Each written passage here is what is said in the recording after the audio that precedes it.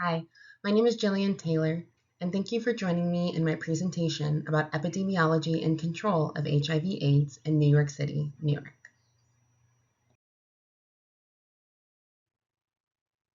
First, I wanted to give you a little bit of background on New York City, New York, then give some information about the outbreak and trends of HIV/AIDS in New York City, then talk about methods of surveillance, preventative measures of HIV/AIDS, my assessment of the outbreak control in New York City, and a suggested program strategy for a new program to help control HIV/AIDS in New York City.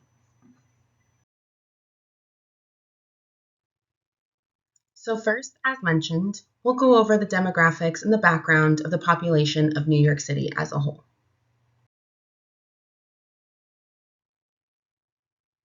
New York City has a population of 8.8 million people that are distributed over roughly 300 square miles as of 2020, according to the United States Census Bureau.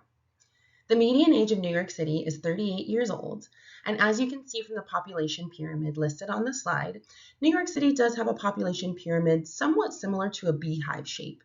This tells us that the dependency ratio is relatively low, and with a median age of 38, we can determine that the dependency ratio, again, is low, meaning that the working population is able to support the very young and the very old.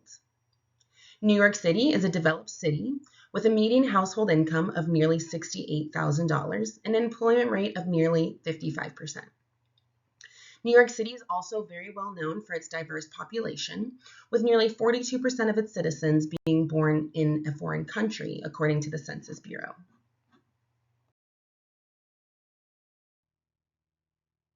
On this slide, you can see both the breakdown of the industry for the civilian employed population of New York City on the left, and on the right, you can see the racial demographic of New York City. Again, as previously mentioned, the demographic of New York City is extremely diverse, which can be seen on the right. And on the left, you can see that the majority of the population falls within the light pink or the salmon color, indicating that a large percent of the population is employed through educational services, healthcare, and social assistance programs.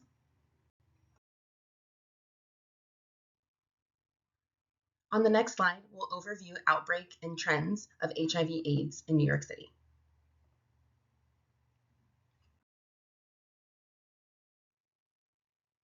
To give a little background and clarity, human immunodeficiency virus, more commonly known as HIV, is a retrovirus that utilizes its host for energy metabolism, protein synthesis, and nucleic acid synthesis. HIV was first detected in 1981 in the United States when a dermatologist in New York City had a rare and aggressive form of Kaposi sarcoma coming through his office. He had 5 young gay men that were tested positive for Kaposi's sarcoma, and by 1995, there were nearly 500,000 cases of AIDS reported in the United States among males aged 30 to 39.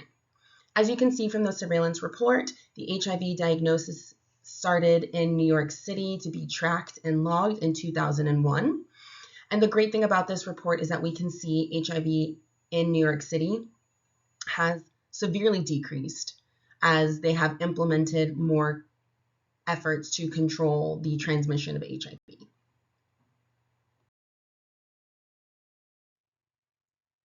There are 3 methods of surveillance that are used in the United States to determine cases of HIV. The first is testing within large populations that are routinely screened, for instance, the military. The second is through the National Survey of Childbearing Women.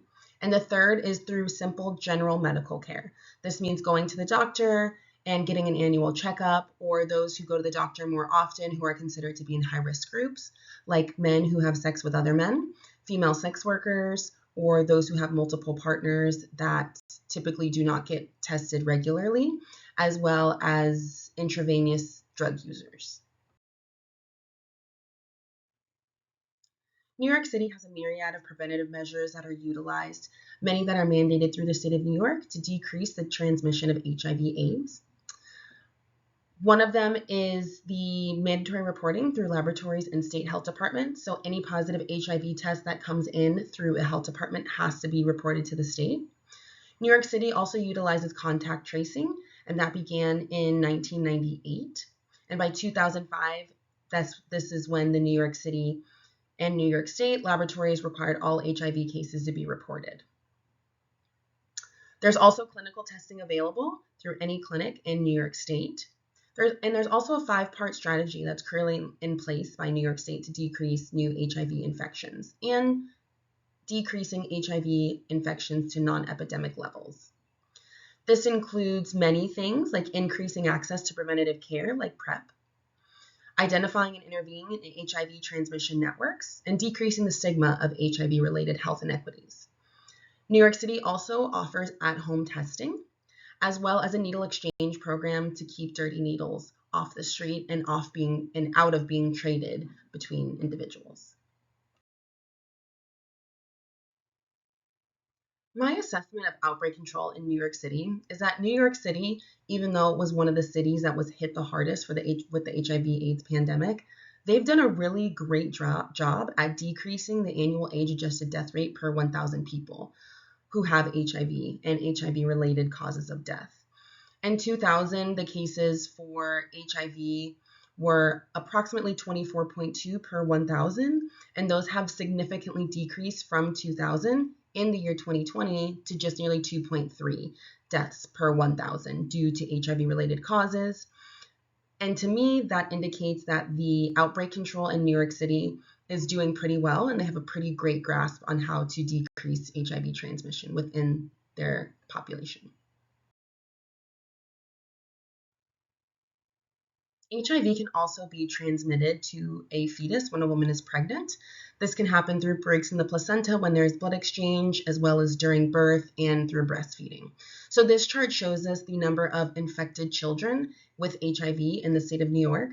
And in 1988, when HIV first was becoming extremely popular, you can see there were 275 children born with HIV currently infected.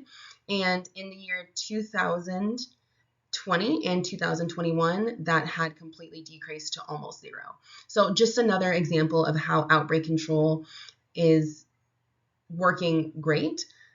Citizens of New York City are being educated on how HIV is transmitted, and the accessibility to medication has significantly decreased the number and cases of HIV, especially in children. My proposed control strategy for HIV transmission in New York City is to offer a milk bank to HIV positive women and allow them to have access to HIV negative breast milk at no cost. Although we can see from the previous slide that children with HIV has decreased to almost zero in the last couple of years, there's a huge stigma not only behind HIV, but also behind bottle feeding. Women who are HIV positive should be able to offer their babies breast milk, as there's a lot of evidence that show that breast milk is beneficial for babies. And being able to offer that to them would also not only just help the baby, but also could help the mother feel good that they're able to provide their child with breast milk, and making sure that the access to breast milk that's HIV negative is at no cost to them. There are milk banks available currently, but not solely to HIV positive women, and they also come at a cost.